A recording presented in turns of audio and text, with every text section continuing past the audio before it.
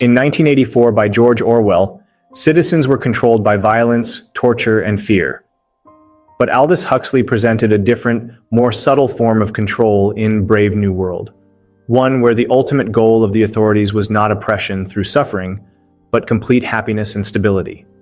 Nothing else mattered. This dystopian society is designed so that everyone is happy, all the time. If anyone experiences even a moment of dissatisfaction, Soma takes care of it. Everyone looks eternally young until death. Pleasures of all kinds are readily available. No one fights.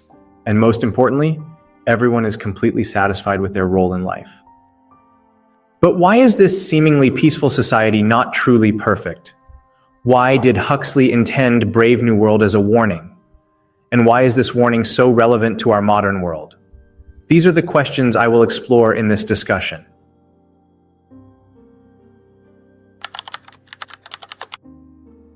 Throughout history, totalitarian regimes have treated individuality as a crime, enforcing strict conformity through laws, propaganda, and harsh punishments.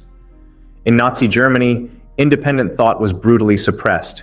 Those who opposed Hitler's ideology, like the White Rose Resistance Group, were executed. Stalin's Soviet Union criminalized intellectualism, sending dissenters to the Gulag during the Great Purge. In these societies, personal identity and free expression were threats to state control. The same is true in Brave New World, where individuality isn't just discouraged, it's considered dangerous. The world state maintains order by ensuring that no one develops a personal identity, because individualism is seen as a direct threat to stability. The controllers achieve this through psychological conditioning, biological manipulation, and strict social norms, all designed to erase any sense of self apart from the collective. Unlike the physical torture and brutal oppression seen in Orwell's 1984, Brave New World relies on a different but equally powerful form of control, one that operates through positive reinforcement. This method was extensively studied by Harvard psychologist B.F. Skinner, who demonstrated how positive behavioral conditioning could shape human actions more effectively and permanently than punishment. One of the most effective ways the world state suppresses individuality is through the Volkanovsky process, a method of human reproduction that produces genetic duplicates, removing uniqueness from the very start. This mass production of identical humans ensures a predictable, easily controlled society, eliminating any potential for rebellion or independent thinking. At the same time, hypnopedic conditioning, sleep teaching, drills messages like "everyone belongs to everyone else" into people's subconscious minds from childhood. This conditioning makes them see themselves as part of a whole rather than as unique individuals, ensuring that personal identity never threatens the system's stability. To further prevent independent thought, books, historical texts, and religious works are banned. This ensures that citizens never encounter ideas that might lead them to question their reality. Without history, people have no reference point for comparison, no way to recognize that their world is built on manipulation. The controller himself admits to John the Savage that books like the Bible, Shakespeare's works, and other great literature are hidden from the public to prevent unrest. This idea aligns with Dietrich Bonhoeffer's theory of stupidity, developed during World War II. Bonhoeffer argued that people who don't think for themselves are more dangerous than actual criminals because they can be easily manipulated to support oppressive regimes. He wrote, "Stupidity is a more dangerous enemy of the good than malice, for malice can be exposed and prevented with reason, but against stupidity, we are defenseless." In Brave New World, the people are not inherently evil, but they have been rendered intellectually and emotionally passive, making them complicit in their own oppression. This is the danger of blind conformity. When people stop thinking for themselves, they become tools of authoritarian control. This forced collectivism also reflects Friedrich Nietzsche's concept of herd mentality, where individuals blindly follow societal norms without questioning them. Nietzsche argued that true self-realization comes from independent thought and self-determination rather than submission to the collective. But in Brave New World, citizens have been conditioned to accept whatever morality is imposed upon them without question. They do not seek truth or personal growth. Instead, they follow the path laid out for them by the controllers, making them compliant and easily manipulated. The very idea of thinking for oneself is foreign to them because their society has been structured to eliminate even the desire for independent thought. And then there is Soma. Soma is the ultimate tool of control in Brave New World. It is a government-sanctioned drug designed to eliminate all negative emotions instantly. If someone feels sad, anxious, or dissatisfied, they simply take Soma, and all their worries disappear, often replaced with blissful hallucinations. This is where Huxley's second major warning comes in.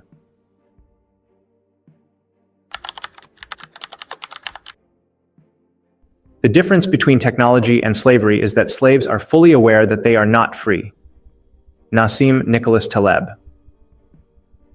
In Brave New World, technology is the primary tool used by the controllers to maintain complete control over society. From birth, individuals are conditioned to accept their predetermined roles without question. Human reproduction itself is removed from the hands of nature and turned into a scientific process within the Hatchery and Conditioning Center. Here, as mentioned earlier in the video, the Bokanovsky process ensures mass production of identical individuals, particularly among the lower castes, to create a stable and efficient workforce. This process is not solely about biological engineering, but psychological conditioning as well. Epsilon children, for example, are exposed to electric shocks and loud alarms whenever they approach flowers or books, instilling an instinctual fear of nature and intellectual curiosity. As they grow, their sole purpose becomes work, with no desire for anything beyond their designated function. Huxley later expanded on these themes in Brave New World Revisited, warning that future generations would be controlled through pharmacological methods, ensuring they love their servitude. He predicted a dictatorship without tears, where people would willingly accept their oppression. In the novel, society is divided into 5 classes: alphas, betas, gammas, deltas, and epsilons, each conditioned to be content with their status. Soma, a powerful drug, is used to suppress any feelings of dissatisfaction, providing an escape from reality and reinforcing obedience.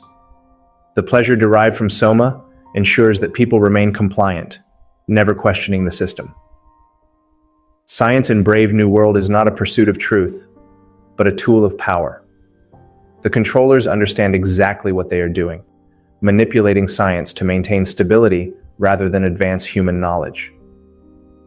Mustafa Mond, one of the world controllers, acknowledges that certain scientific discoveries must be suppressed because they might disrupt society's order. The pursuit of truth is sacrificed in favor of social stability, ensuring that people never question their reality. The warnings of Brave New World resonate with real-world concerns voiced by influential thinkers. Martin Heidegger cautioned that technology would shape human existence in ways people do not fully comprehend. Similarly, Neil Postman argued that technological advancements, especially in media and entertainment, could lead to a passive, pleasure-driven society incapable of critical thought. Psychologist Sherry Turkle, in her book Alone Together, explores how technology changes the way we communicate, raising concerns that genuine social interactions are degraded through constant exposure to seemingly meaningful exchanges with artificial intelligence. These fears align with Huxley's vision of a world where people do not resist oppression because they are too distracted by comfort and entertainment. In Brave New World, technology replaces God, becoming the ultimate authority in people's lives. Traditional religion is deemed obsolete, and spiritual longing is satisfied through material pleasures and technological advancements. When John the Savage questions the absence of religion, Mustafa Mond explains that God is no longer needed because suffering and uncertainty have been eradicated. Instead of seeking meaning through faith, people turn to Soma, synthetic pleasures, and state-sanctioned happiness, making them complicit in their own subjugation. However, there is a fundamental issue with achieving this kind of happiness, which I will now discuss.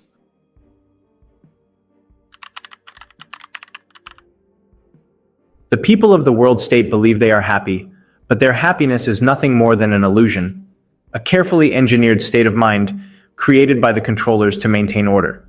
However, not all individuals fit seamlessly into this manufactured bliss.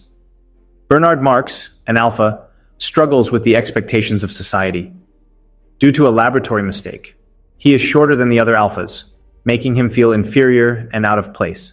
His physical differences lead to social rejection, fueling his insecurity and resentment toward a society that values physical perfection and blind conformity.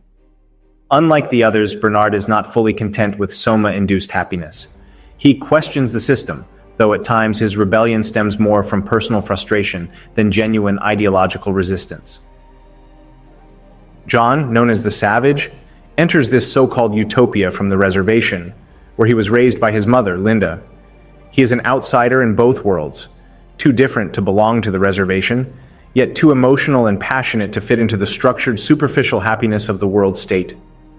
When his mother dies in a soma-induced haze at the hospital, John mourns her loss, only to be met with laughter from children who have been conditioned to see death as unimportant.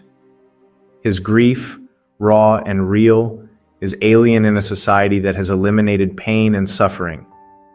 He refuses to numb his emotions with soma, recognizing it as nothing more than a chemical that masks true feelings, a tool for control rather than fulfillment. To John, the people of the world state are empty, walking through life without purpose or self-awareness, merely existing rather than truly living. John's struggle intensifies when he falls for Lenina Crown, a beta who is fully indoctrinated into the society's values. She sees sex as casual, something to be enjoyed without attachment, as she has been conditioned to believe.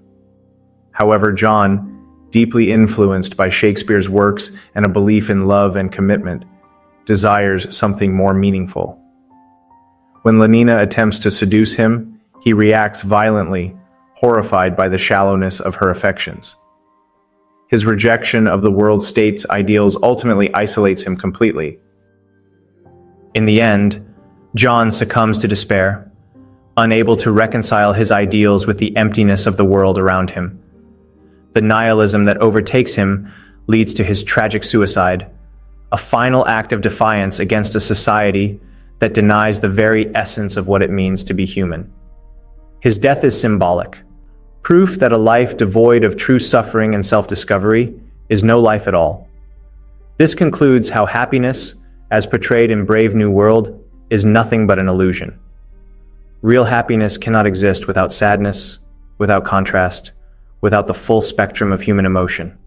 According to Carl Jung, even a happy life cannot be without a measure of darkness, and the word happy would lose its meaning if it were not balanced by sadness. Those who take soma float through existence in an artificial euphoria, yet they are empty inside, unaware of what they are missing. As Rita Mae Brown said, "The reward for conformity is that everyone likes you but yourself." John sees this clearly and refuses to accept such a shallow existence, but in the end, he is alone in his convictions. He sees what has been stolen from the people, and they do not even realize it.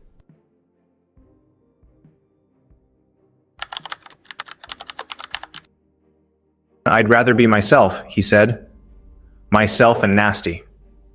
Not somebody else, however jolly." Bernard Marx, one of the few characters who struggles against the ideals imposed by the world state, realizes early on that true freedom comes with the right to be flawed, to experience discomfort, and to feel emotions deeply. Unlike his fellow alphas, he does not fit the mold of perfection. He is shorter and physically weaker than the other alphas, making him feel inferior in a society that values physical excellence as the standard for his caste. This perceived flaw isolates him, but it also grants him a level of awareness that others lack. He resents the forced uniformity of the world state, yet he also envies the promiscuity encouraged by society, particularly when it comes to Lenina Crown, though he outwardly criticizes the so-called freedom of the world state, where everyone belongs to everyone else. His jealousy and possessiveness toward Lenina reveal that he is not truly seeking individual freedom. Rather, he longs for a space where he can belong on his own terms. John, the Savage, also sees through the illusion of choice in the world state. Unlike Bernard, he was raised outside the system. Exposed to Shakespeare, traditional human relationships, and the full spectrum of human suffering. When he enters the world state, he is horrified by the way people have been stripped of their humanity. To him, they have lost the ability to feel true emotion, and their happiness is artificial. He watches in disbelief as people take soma to suppress their feelings, unable to understand why they would willingly choose numbness over genuine experience. His refusal to take soma is his way of rejecting this false happiness and reclaiming his own free will. The dehumanization of individuals in the world state begins before birth itself. No one is born naturally. Instead, they are manufactured in laboratories, stripped of any personal identity before they even enter the world.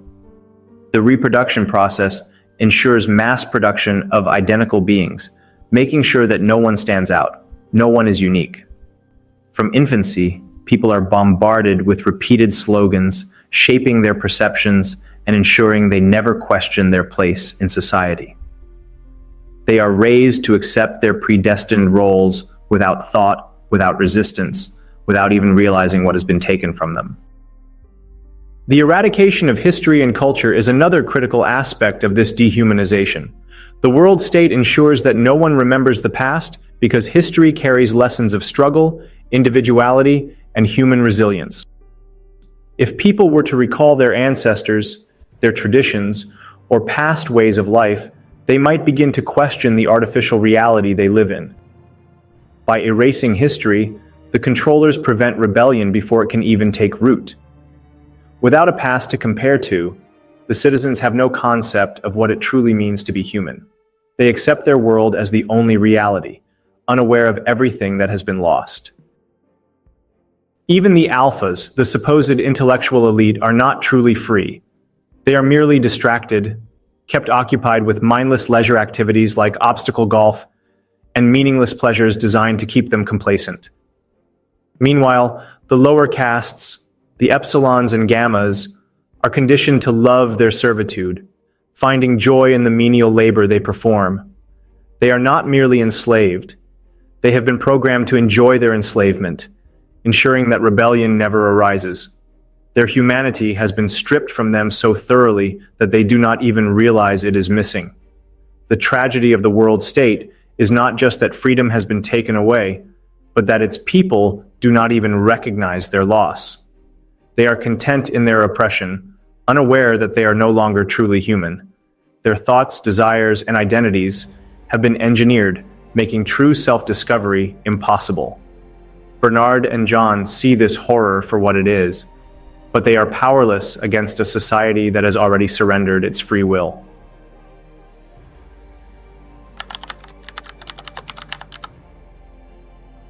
Huxley warned of a future where people would not be forced into submission, but would willingly surrender their freedom for pleasure, comfort, and distraction. Looking at the modern world, it's hard to ignore the eerie similarities.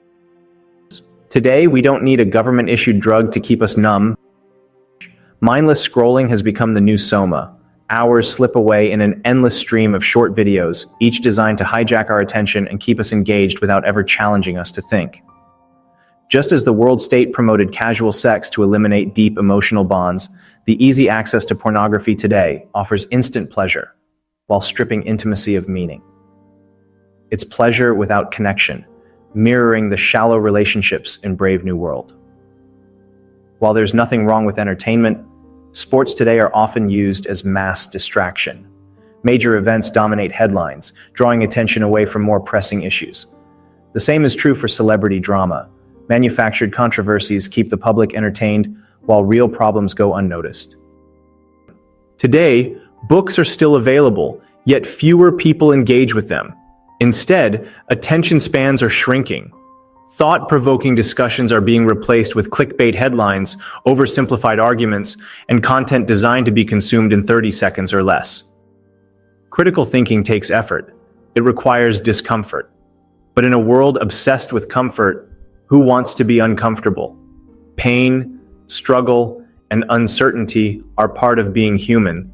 Yet modern society does everything possible to avoid them. We medicate sadness. We avoid difficult conversations. We seek validation in likes and shares instead of real human connection. Huxley feared that in the future people would be so consumed with pleasure that they wouldn't even realize they had lost their freedom. The question is, have we already reached that point?